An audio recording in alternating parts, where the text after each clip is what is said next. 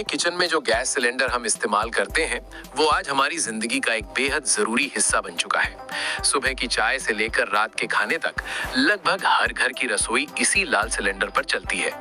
लेकिन क्या आपने कभी एक पल के लिए भी सोचा है कि आखिर इस सिलेंडर के अंदर भरी गैस बनती कैसे है और इतना लंबा सफर तय करके ये हमारे घर तक पहुंचती कैसे है?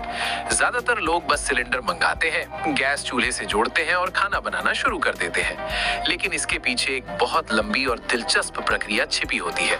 तो चलिए आज इसी लाल सिलेंडर के पीछे की पूरी कहानी को शुरू से समझते हैं। सबसे पहले ये जान लेते हैं कि आखिर एलपीजी होती क्या है। एलपीजी का पूरा नाम है लिक्विफाइड पेट्रोलियम गैस।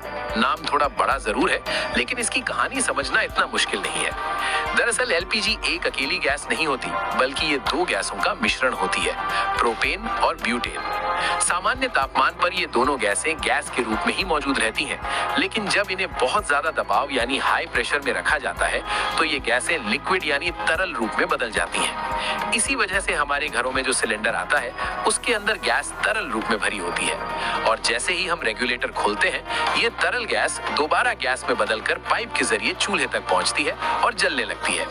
अब सवाल उठता है कि आखिर ये गैस बनती कैसे है?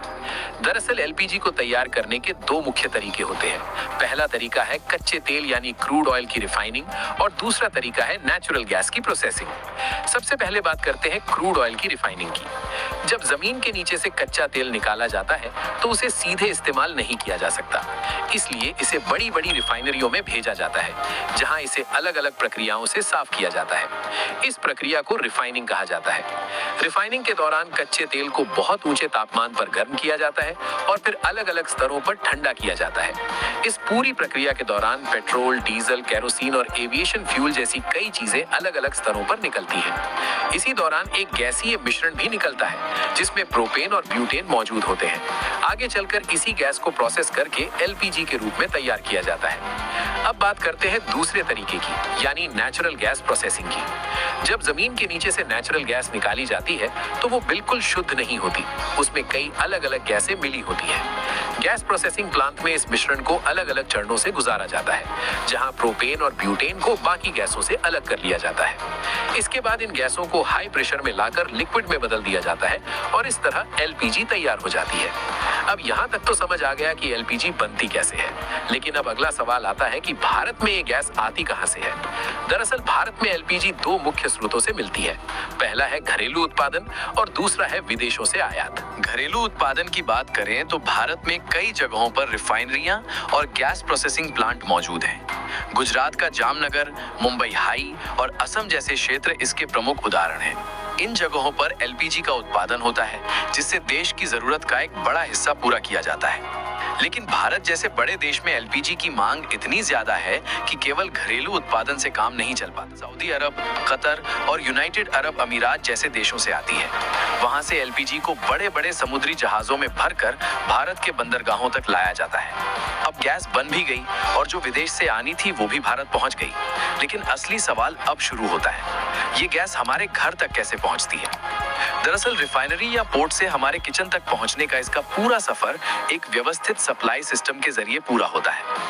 इस सफर को हम चार मुख्य चरणों में समझ सकते हैं। सबसे पहला चरण होता है रिफाइनरी या इंपोर्ट टर्मिनल। यहाँ गैस तैयार की जाती है या फिर विदेश से आए जहाजों से उतारी जाती है।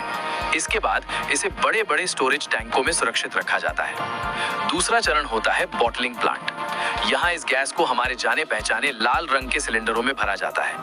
मशीनों की मदद से हर सिलेंडर में तय मात्रा में गैस भरी जाती है और फिर उसकी अच्छी तरह जांच की जाती है ताकि वो पूरी तरह सुरक्षित हो। तीसरा चरण होता है डिस्ट्रीब्यूशन। भरे हुए सिलेंडरों को बड़े ट्रकों में लादकर अलग अलग शहरों और इलाकों की गैस एजेंसियों तक भेजा जाता है। और आखिर में आता है चौथा चरण, होम डिलीवरी। जब हम गैस बुक करते हैं तो गैस एजेंसी का डिलीवरी पर्सन वही सिलेंडर लेकर सीधे हमारे घर तक पहुंचा देता है। इस तरह लंबा सफर तय करके एलपीजी आखिरकार हमारे किचन तक पहुंचती है। भारत में इस पूरे सिस्टम को मुख्य रूप से तीन बड़ी सरकारी कंपनियां संभालती हैं। पहली है इंडियन ऑयल कॉर्पोरेशन, जिसका सिलेंडर हमें इंडेन गैस के नाम से मिलता है। दूसरी है भारत पेट्रोलियम, जो भारत गैस के नाम से सिलेंडर देती है। और तीसरी है हिंदुस्तान पेट्रोलियम, जिसका ब्रांड एचपी गैस है। आज के समय में एलपीजी भारत के करोड़ों घरों में साफ और सुरक्षित तरीके से खाना पकाने का सबसे महत्वपूर्ण साधन बन चुकी है। यानी एक साधारण सा दिखने वाला गैस सिलेंडर असल में एक लंबी और जटिल प्रक्रिया का नतीजा होता है।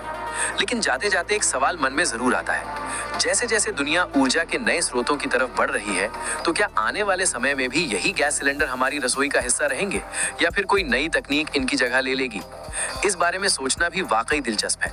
आप कमेंट करके जरूर बताइएगा आप इस वीडियो को अभी किस शहर या गांव से देख रहे हैं, और इस वीडियो को लाइक जरूर कर दीजिए। ऐसे ही इंफॉर्मेटिव वीडियो को देखते रहने के लिए हमारे चैनल को सब्सक्राइब करके बेल आइकन प्रेस कर ऑल का ऑप्शन जरूर सिलेक्ट करें।